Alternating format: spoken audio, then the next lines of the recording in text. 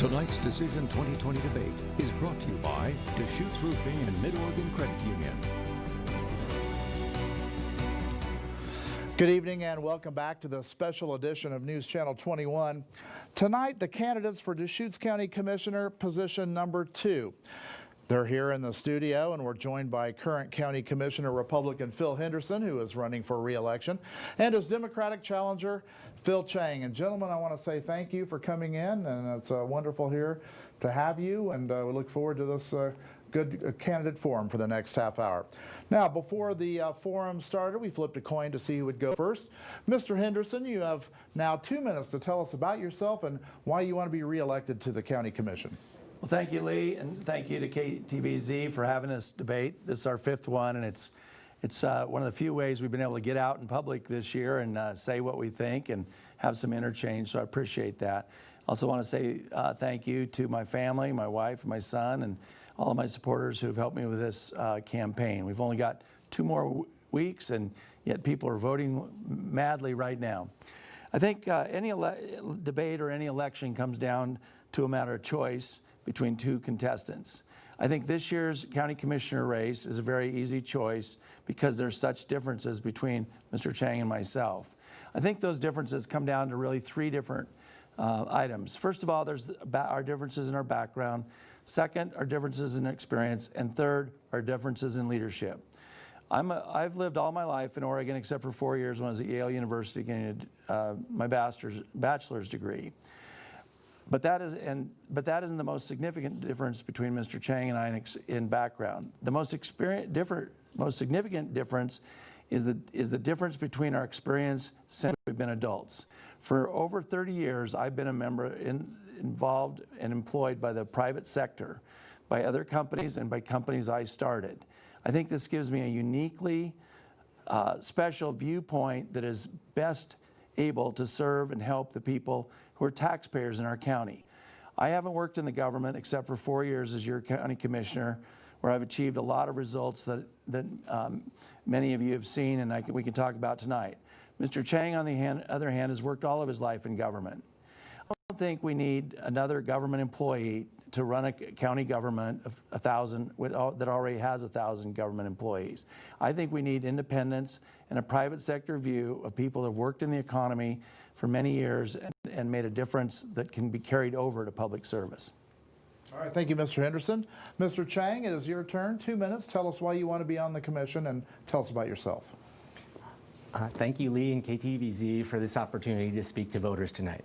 For those of you who don't know me yet, I've lived here in Deschutes County for 16 years. And I've worked to steward our forests and rivers and to connect our community to useful federal and state funds and policies during that time.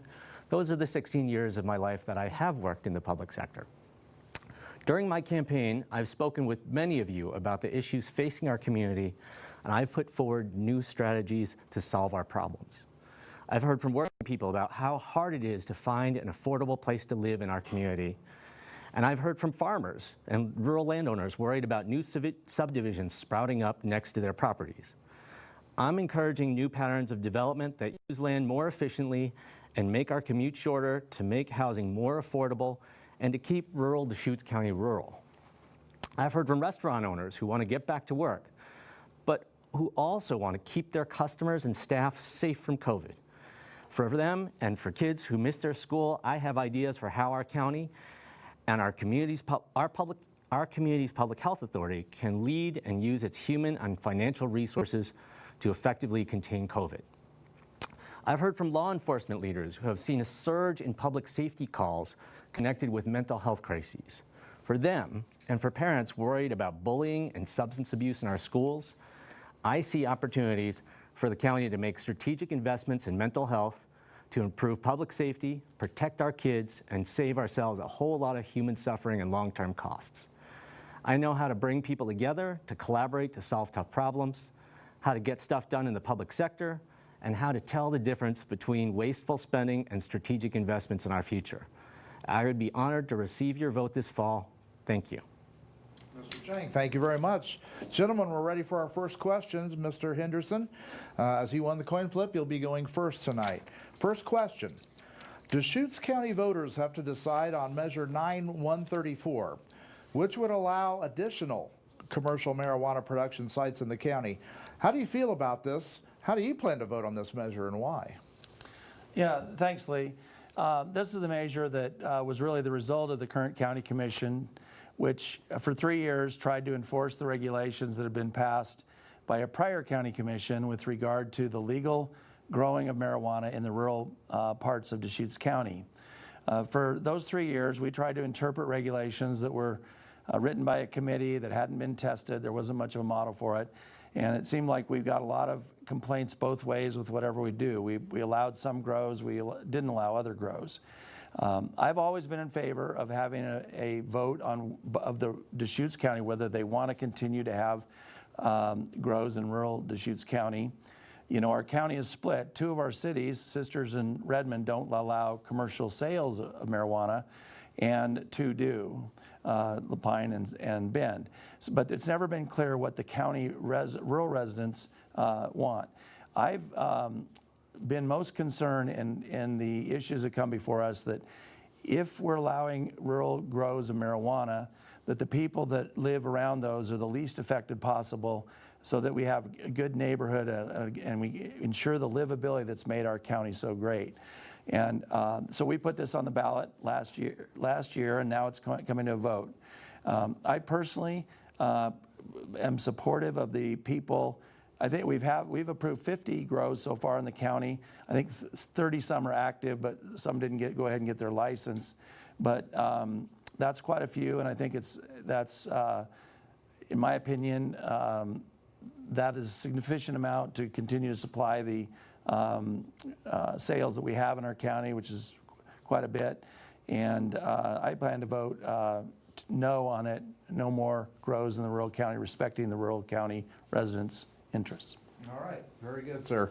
Same question to you, Phil Chang. Deschutes County voters have to decide on Measure 9134, which would allow additional commercial marijuana production sites in the county. How do you plan to vote on that and your feelings? Well, I would like to start by saying that because this is a ballot measure before the voters this November or this fall, I, as a county commissioner, I would follow the will of the voters, whatever that is. So I have not taken a public position on this ballot measure as a candidate. As an individual, I will plan to vote for the measure. Commissioner Henderson cited the number of permits that have been issued, the number of active marijuana production facilities in the county. What he didn't mention is how few of those have been approved during the last couple of years, where he has played a very central role in essentially trying to overturn the will of the voters from 2014 and dramatically restrict opportunities for people who own exclusive farm use zone land to grow legal crops.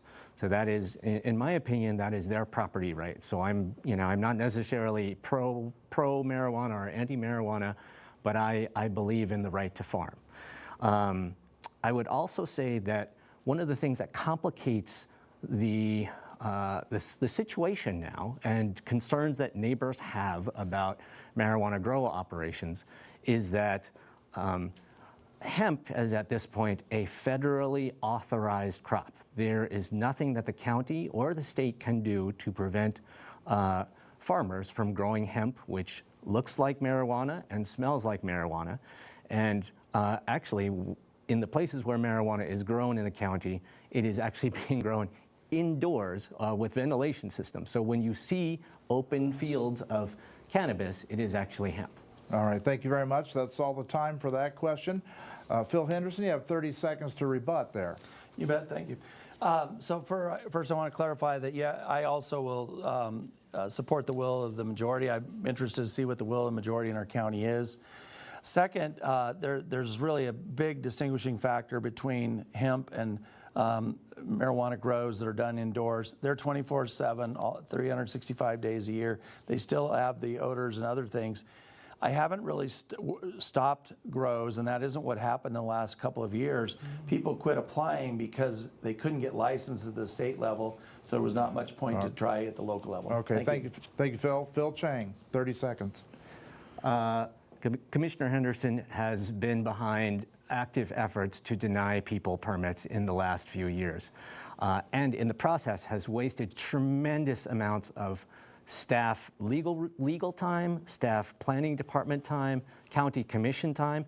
There is probably no item that has been on the county commission's agenda more in the last few years than marijuana. So the Wave Seer case that I was referring to has been referred to the state 3 times by the state at this point. All right, thank you very much, sir. Thank you. That's all the time.